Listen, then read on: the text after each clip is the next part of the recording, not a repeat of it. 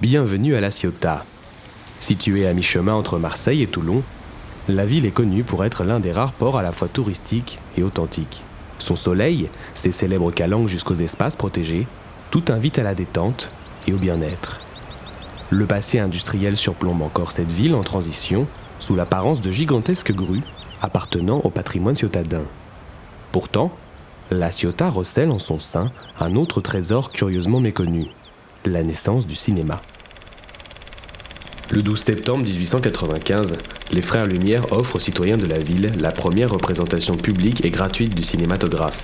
C'est ici, à l'Éden, que le cinéma prend son envol devant un parterre de spectateurs littéralement subjugués. Une association de passionnés lutte sans relâche depuis plus de 30 ans pour la préservation de ce trésor et le développement du cinéma. La salle, aujourd'hui enfin en restauration, se prépare à devenir ce qu'elle aurait toujours dû être, le cœur et l'âme des cinéphiles du monde entier. Tous pourront désormais entamer au moins une fois dans leur vie un pèlerinage qui les guidera vers ce qu'on peut légitimement appeler la vie de lumière. Quoi de plus légitime alors que d'y organiser chaque année un festival dédié au premier film.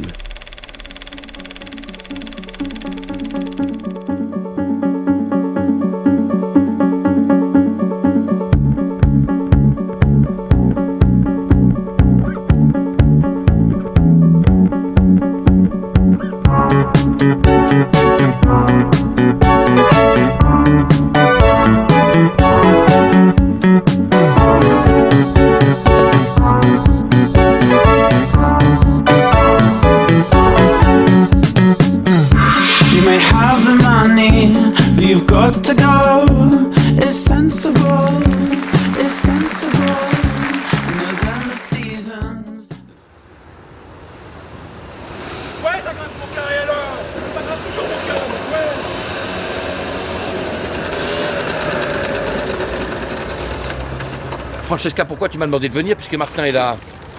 Je dois filer, Adrien. J'ai une projection. Toute une équipe qui m'attend.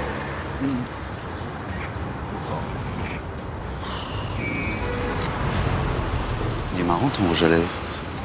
C'est pour me protéger. De quoi? Des intempéries. Puis une intempérie. Oh. Bon, débrouillez-vous bien, hein?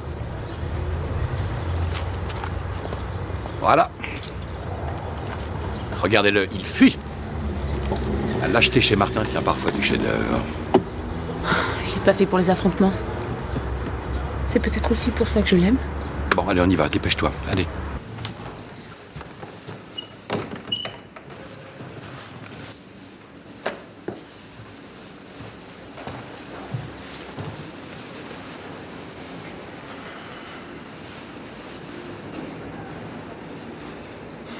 Vous savez que je vous en veux beaucoup. Pardon? Je vous en veux parce que nous allons perdre. Et je n'aime pas perdre, monsieur Cigalone. Expliquez à votre femme que le monde est en train de changer. Ce n'est pas ma femme. Alors expliquez à votre fille. Madame n'est pas ma fille, c'est ma logeuse. Je ne suis pas son père, ni monsieur Cigalone. Adrien Jacques Églantier, producteur, réalisateur, théoricien, chef d'école, homme des planches, continuateur de Jean Vigo, de Jean... C'est peut-être pas le moment, Adrien.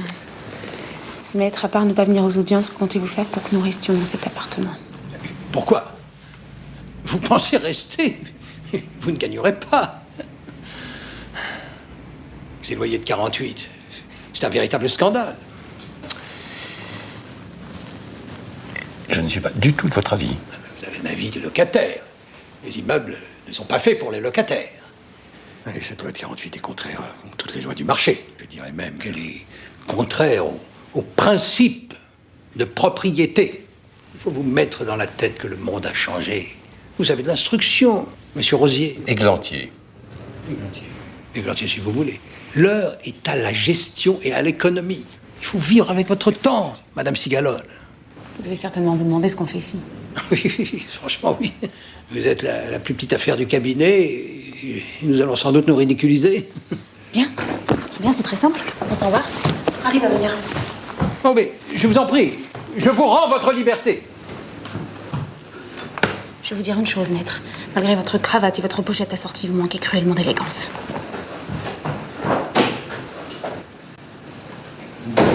Et depuis que je connais Pascal, je me suis aperçu que c'est quelqu'un qui ressemble totalement à ses films, parfois inattendus, souvent inattendu, et c'est un véritable bonheur, et j'espère que vous aurez l'occasion aussi de le croiser pendant toute la semaine et en profiter. Merci Pascal. It's magical, but I'd sooner get out. Remember where we went last year? You said everything about it moved on your career, and you said Notre festival, ce n'est pas Cannes, loin de là.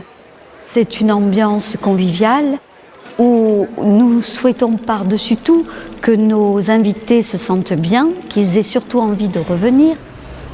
La particularité de ce festival, bien entendu, c'est d'être un festival, un petit festival. Je dis ça avec beaucoup d'affection et donc avec ce que ça implique comme convivialité, comme manque de pression. Enfin, il y a de la pression, c'est organisé professionnellement, mais enfin en même temps, on n'est pas à Cannes. Et c'est vrai que la proximité avec les invités, avec le temps qu'on a, et pour les débats et pour les rencontres, etc., c'est quand même très très agréable.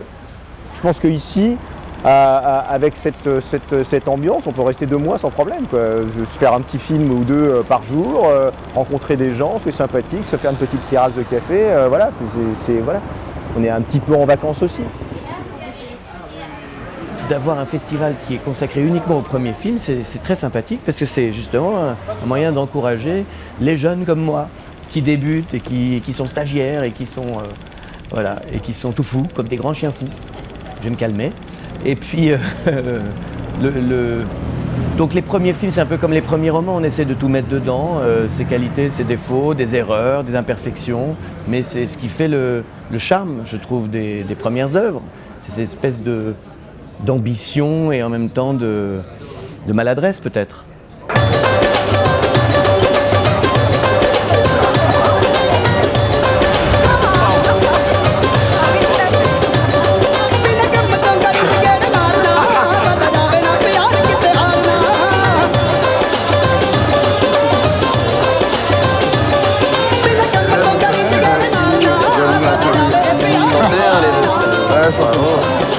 Ça passe la boisson d'homme. Ouais.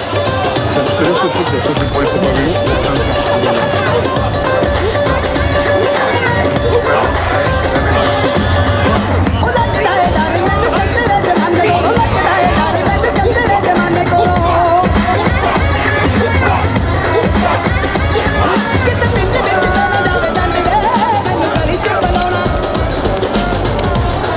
Qu'est-ce que c'est?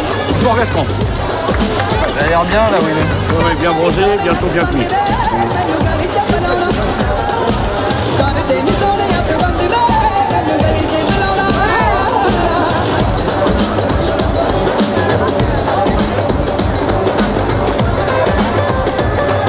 Quoi? Il paraît que ça peut sauter plusieurs générations. Et mon arrière-grand-père était becqué. Ah.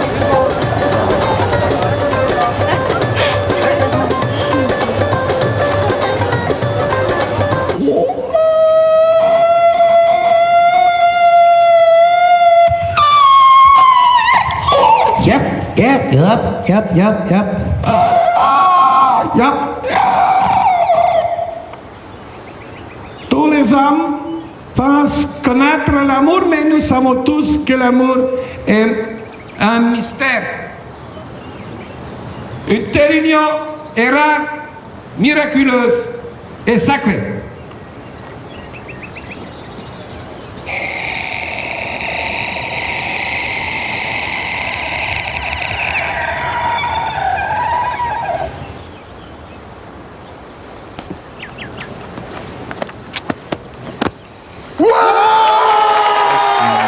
Ce qui me tenaillait quand je lui ai annoncé, c'était la peur. Hein. J'avais peur j'avais peur de sa réaction. J'avais très peur de sa réaction. Donc ce que j'ai fait, c'est que je l'ai pas dit, en fait. C'est vrai, je ne lui ai pas dit. Il a découvert au tournage qu'il devait embrasser un garçon.